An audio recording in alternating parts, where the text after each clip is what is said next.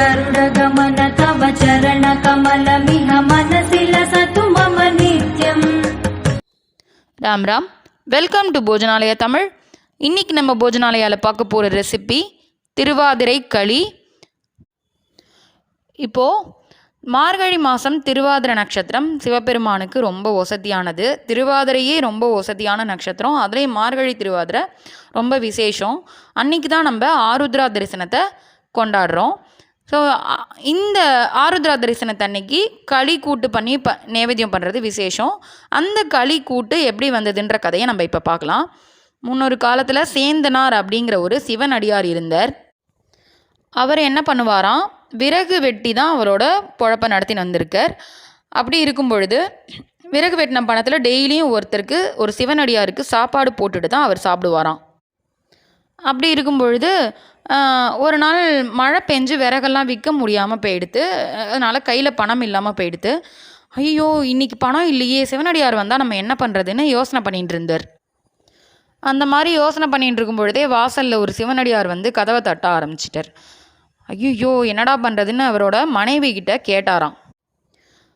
உடனே அவரோட மனைவி சொன்னாலாம், வீட்டில் கொஞ்சம் அரிசியும் வெல்லமும் இருக்குது, மீந்து போன காய்கறிகள் ஒரு 7 காய் இருக்குது, எல்லாத்துலேயும் கொஞ்சம் கொஞ்சம் இருக்குது அப்படின்னு சொல்லியிருக்கா. உடனே அவர் என்ன சொன்னாரா, நீ இருக்கிறத வச்சு ஏதாவது பண்ணு அப்படின்னு சொன்ன உடனே அவள் அரிசியும் வெல்லத்தையும் வச்சு களியும் இந்த மிச்சம் இருக்கிற காய்கறிகளை வச்சு ஒரு கூட்டும் பண்ணினாலாம். இந்த களியும் கூட்டையும் இந்த சிவனடியாருக்கு போட்டோன்னா அவரும் வயிறார சாப்பிட்டுட்டு வாழ்த்திட்டு போயிட்டாராம். மறுநாள் அந்த கோவில், சிவன் கோவில் அர்ச்சகர் வந்து பார்த்தபோது சிவபெருமான் கிட்டக்க கீழே களி கூட்டு இதெல்லாம் சிந்தி இருந்துதான். ஐயோ, என்னடா இது, சுவாமிக்கு கீழே இப்படி சிந்திருக்கேன்னு பார்க்கும்பொழுது அப்போ தான் வந்து அவருக்கு இந்த சேந்தனாரோட பக்தியை சோதிக்கிறதுக்காக சிவனடியார் சிவபெருமான் உருவத்தில் வந்த விஷயம் தெரிய வந்திருக்கு. அதாவது சிவபெருமான் நிறைய திருவிளையாடல் பண்ணியிருக்கார். அதில் ஒன்று இது. சேந்தனார் எப்படி பக்தி ஸ்ரதையோட இந்த மாதிரி களி கூட்டு பண்ணி நைவேத்தியம் பண்ணாரோ, சிவனடியாருக்கு போட்டாரோ, அதே மாதிரி நம்மளும் இந்த மார்கழி திருவாதிரை அன்னைக்கு களி கூட்டு பண்ணி சிவனுக்கு நைவேத்தியம் பண்ணுறது ரொம்பவே விசேஷம். இப்படி தான் திருவாதிரை களி கூட்டு நைவேத்தியம் பண்ணுற ஐதீகம் வந்தது. அதனால் எல்லாருமே இந்த ஆருத்ரா தரிசனத்தை நம்ம கொண்டாடின்னு இருக்கோம் வருஷா வருஷம். எல்லாரும் பக்தியோட சிவனுக்கு இந்த மாதிரி களியும் கூட்டும் பண்ணி நைவேத்தியம் பண்ணினோம் அப்படின்னா சுவாமி நம்ம நினச்சதை நிறைவேற்றி வைப்பார் அப்படின்றது ஒரு ஐதீகம். ரொம்பவே விசேஷமாக இந்த இது பண்ணின்னு இருக்கோம் நம்ம. ஸோ இந்த வீடியோக்குள்ளே போகிறதுக்கு முன்னாடி நம்மளோட போஜனாலயா தமிழ் சேனலை மறக்காமல் சப்ஸ்கிரைப் பண்ணிக்கோங்க. இப்போ இது எப்படி பண்ணுறதுன்னு பார்க்கலாம். இப்போ திருவாதிரை களிக்கு ஒரு அழாக்கு அரிசி எடுத்துன்னு இருக்கேன். இது பாருங்க. இதுக்கு நம்ம என்ன பண்ண போகிறோம்னா, இது நல்லா வாஷ் பண்ணிவிட்டு நல்லா அந்த ஈரம் போனதுக்கு அப்புறமா நல்லா செவக்க வறுத்து எடுத்துக்கணும். நான் வாஷ் பண்ணி ஈரம் வடிஞ்சோன்னே எடுத்துகிட்டு வந்து காமிக்கிறேன். இதுக்கு ஒரே 1 டேபிள் ஸ்பூன் பாசிப்பருப்பு இதில் சேர்த்து நம்ம வறுத்துக்க போகிறோம். ஸோ வந்து இதை வாஷ் பண்ணி எடுத்துகிட்டு வந்துட்டு நான் காமிக்கிறேன். இப்போ இந்த அரிசி நல்லா வாஷ் பண்ணிவிட்டு தண்ணியும் வடிய வச்சு நான் எடுத்துகிட்டு வந்துட்டேன். இலுப்பச்சட்டி நான் ஆல்ரெடி காய வச்சுருக்கேன். இதில் அப்படியே இந்த அரிசியை சேர்த்து நல்லா செவக்க வறுத்துக்கணும். இந்த அரிசி அப்புறம் எடுத்து வச்சுருக்கேன் இந்த பயத்தம்பருப்பு ரெண்டையும் சேர்த்து நல்லாவே செவக்க வறுத்துக்கணும். அதோட கலர் நல்லா மாறி வரணும். ஸோ அந்த அளவுக்கு நம்ம வறுத்துக்கணும். வறுத்து எடுத்துட்டு நான் உங்களுக்கு காமிக்கிறேன். இப்போது அரிசி வறுப்படுற அந்த கேப்பில் நம்ம என்ன பண்ண போகிறோம்னா, 1 டம்ளர் அரிசி எடுத்துருந்தோம் இல்லையா, 1 டம்ளர் அரிசி அது மேலே ஒரே 1 டேபிள் ஸ்பூன், அதாவது அந்த நம்ம எடுத்த அந்த பருப்பு இந்த 1 டம்ளர் அரிசிக்குள்ளேயே அடங்குற மாதிரி ஃபுல்லாக அரிசி எடுத்துட்டு மேலாப்பில் ஒரு டேபிள் ஸ்பூன் பயத்தம்பருப்பு மட்டும் சேர்த்துட்டா போகிறோம். ஸோ அதுக்கு 1.25 அளவுக்கு டம்ளருக்கு வெல்லம் எடுத்து நல்ல பாகு வர மாதிரி வெல்லம், அதாவது பாகு வைக்க போகிறது இல்லை, பட் வந்து டேஸ்ட்டுக்காக நான் சொல்கிறேன், நல்ல வெல்லமாக எடுத்துட்டு 1.25 டம்ளர் அளந்துட்டு இருக்கேன்.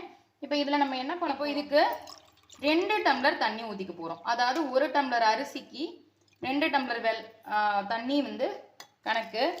ஸோ அந்த 2 டம்ளர் ஜலத்தை நம்ம இந்த வெல்லத்தில் போட்டு கரைய வச்சுக்கலாம். அரிசி வறுப்படுற அந்த கேப்பில் நம்ம ஊற்றிட்டோம் அப்படின்னா, இது சுட வச்சிட்டோம்னா நம்ம வடிகட்டுறதுக்கு சௌரியமாக இருக்கும். ஸோ இதை அப்படியே கரைய வச்சுடலாம். பாருங்க, வறுப்பட்டுன்னு இருக்குது. ஆக்சுவலாக திருவாதிரை களி பண்ணுறது ரொம்ப ரொம்ப ரொம்ப ஈஸி. நம்ம இந்த மெஷர்மெண்ட் மட்டும் கொஞ்சம் கரெக்டாக போடணும் அப்படின்னா இது பண்ணுறது ஒன்றும் கஷ்டமே கிடையாது. நல்ல கலர் மாறணும், நமக்கு சிகப்பு கலரில் வந்ததுன்னா தான். ஏன்னா நம்ம அதை வெள்ளை ஜலத்தில் வேக வைக்க போகிறோம் அப்படிங்கிறதுனால அது வந்து சிகப்பாக வறுத்துக்கணும். வறுத்துண்டு பொடி பண்ணினோம் அப்படின்னா சட்டுன்னு வெந்து போயிடும், நல்லாவும் இருக்கும் வாசனையாக. இப்போ இது இந்த அளவுக்கு நம்ம சிகப்பாக வறுத்துக்கணும். ஸோ வறுத்தாச்சு. இதை ஆறினதுக்கப்புறமா நல்லா ரவையாக பொடி பண்ணி எடுத்துன்னு வர போகிறோம். ஸோ அப்போ தான் நல்லா சூப்பராக இருக்கும் களி. நைஸாகவே பொடி பண்ணிக்கலாம். அதாவது ரொம்ப நைஸாக பண்ணுறதுக்கு கொஞ்சம் முன்னாடி நான் வந்து பொடி பண்ணிட்டு உங்களுக்கு எந்த கன்சிஸ்டன்சியில் எதுன்னு காமிக்கிறேன். பொடி பண்ணி எடுத்து வந்துட்டு காமிக்கிறேன். இப்போ இது நம்ம பொடி பண்ணி வந்தாச்சு. இது எந்த அளவு இருக்குதுன்னு பார்த்தா இப்போ பாருங்க, நல்லா நைஸாக இருக்கும், ஆனால் ஒரு ரவை பதத்தில் இருக்கும். ஸோ இந்த அளவுக்கு நம்ம இதை பொடி பண்ணிக்கணும். இப்போ வெள்ளை ஜலமும் கொதிச்சிருக்கு. நம்ம இப்போ இன்றைக்கி என்ன பண்ண போகிறோம்னா வெங்கல பானையில் தான் இந்த களி பண்ண போகிறோம். யூஸ்வலாக சுவாமி நைவேத்தியம் பண்ணும்பொழுது நம்ம வெங்கல பானையில் பண்ணினோம் அப்படின்னா விசேஷம். சுவாமிக்கு வந்து ரொம்ப நைவேத்தியம் பண்ணுறதுக்கு நல்லது. ஸோ அதனால் நான் இன்றைக்கி வெங்கல பானையில் பண்ணி காமிக்க போகிறேன். இதில் 2-3 மெத்தடில் பண்ணலாம். நம்ம வெங்கல பானையில் இன்றைக்கி நான் பண்ணி காமிக்க போகிறேன். இப்போது ஃபஸ்ட்டு இது என்ன பண்ண போகிறோம்னா, கொஞ்சமாக இது ஏன் அடி பிடிக்காமல் இருக்கிறதுக்காக நான் என்ன பண்ணுறேன், கொஞ்சமாக ஒரு 2 டேபிள் ஸ்பூன் நெய் விடுறேன். நிறைய வேண்டாம், சும்மா கொஞ்சமாக. இதுக்கப்புறம் இந்த கொதிக்க வச்சுருக்கோம் இல்லையா வெள்ளை ஜலம், இதை அப்படியே வடிகட்டி இந்த பானையில் சேர்த்துக்க போகிறோம். இந்த ஜலத்தை அப்படியே இதில் வடிகட்டி சேர்த்துக்க போகிறோம். கரெக்டாக 1க்கு 2 தான் நம்ம வெள்ளத்தில் ஆட் பண்ணியிருக்கோம் தண்ணி, அதுக்கு மேலே வேண்டாம். ஸோ இது இப்போது நல்லா கொதிக்கணும். இதில் நம்ம என்ன பண்ண போகிறோம்னா ஏலக்காய் பொடி, ஆல்ரெடி நான் ஏலக்காய் பொடி பண்ணி வச்சுருக்கேன், அது சேர்த்துக்க போகிறேன் வாசனைக்கு.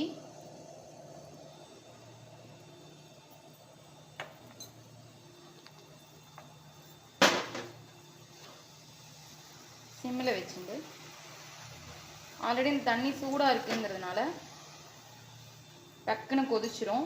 ஸோ இது ஆல்ரெடி கொதிக்க ஆரம்பிச்சிருது. அதுக்கப்புறம் திருகின தேங்காய் சேர்த்துக்க போகிறேன்.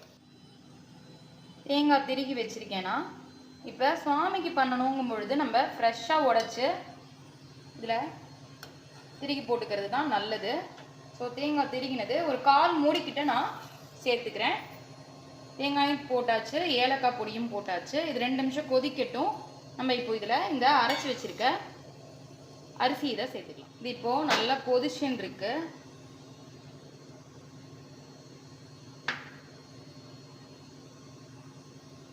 தளன்னு கொதிக்கணும். அதுக்கப்புறமா தான் நம்ம இந்த பொடி பண்ணி வச்சுருக்க அரிசியை சேர்க்கணும். இதில் இது நல்லா இந்த மாதிரி தளன்னு கொதிச்சு வரும்பொழுது அடுப்பை சிம் பண்ணிவிட்டு எடுத்து வச்சுருக்க இந்த அரைச்சி வச்சுருக்க இந்த அரிசி பருப்பு இருக்கு இல்லையா, இதை அப்படியே போட்டு நம்ம கலரிக்க போகிறோம். கட்டி தட்டிடாமல் போட்ட கையோடு இந்த மாதிரி இதையே கலரிக்கணும். 2 நிமிஷம் கையால் தேய்ச்சி கலரிட்டு நான் உங்களுக்கு காமிக்கிறேன். இப்போது இதை கட்டி இல்லாமல் நம்ம நல்லா கலந்து விட்டுண்டாச்சு. இதை அப்படியே நம்ம ஒரு பாத்திரத்தில் தண்ணி வச்சு மூடி வச்சிட்டோம்னா நல்லாவே வெந்துடும், அடி பிடிக்காது. ஏன்னா நம்ம அடியில் நெய் விட்டுருக்கோம். ஸோ 5லேருந்து 10 நிமிஷம் நல்லா இதை வேக விடணும். ஸோ 2 டேபிள் ஸ்பூன் நெய் ஊற்றிக்கிறேன். இதுக்கு நெய் ரொம்ப தேவைப்படாது, ஜஸ்ட்டு வாசனைக்காக தான். இது ரெடி ஆகட்டும். நம்ம முந்திரி மட்டும் வறுத்து போடணும். இப்போது ஒரு பாத்திரத்தில் ஜலம் வச்சு நான் இந்த மாதிரி மூடி வைக்கிறேன். இந்த மாதிரி மூடும்பொழுது இந்த தண்ணி கொதித்து ஆவியாகி அந்த ஆவியிலேயே இந்த களி வெந்துடும். ஸோ இந்த மெத்தடில் பண்ணோன்னா நல்லாவே வரும். வேகட்டும் 10 நிமிஷம், நான் உங்களுக்கு காமிக்கிறேன். இப்போது 5 நிமிஷம் நம்ம இதை வேக வச்சாச்சு. அடுப்பை ஆஃப் பண்ணிட்டுலாம். மெதுவாக அதை திறந்து பார்த்துட்டு இதில் முந்திரி பருப்பு தாளித்து கொட்ட வேண்டியதான். ஆல்ரெடி நான் இழுப்பு சட்டியில் நெய் விட்டு வச்சுருக்கேன். முந்திரி பருப்பு இதில் கோல்டன் ப்ரௌன் கலரில் வறுத்துட்டும் நம்ம அப்படியே அதை சேர்த்துக்க வேண்டியதான். தேங்காய் வேணா கூட நீங்கள் இதில் வறுத்து போட்டுக்கலாம். நம்ம ஆனால் ஆல்ரெடி கொதிக்க வச்சியே நிறையா தேங்காய் போட்டு தான் பண்ணியிருக்கோம். ஸோ இது வந்து ஆப்ஷனல் தான். இது அவாவாலோட டேஸ்ட்டை பொறுத்து.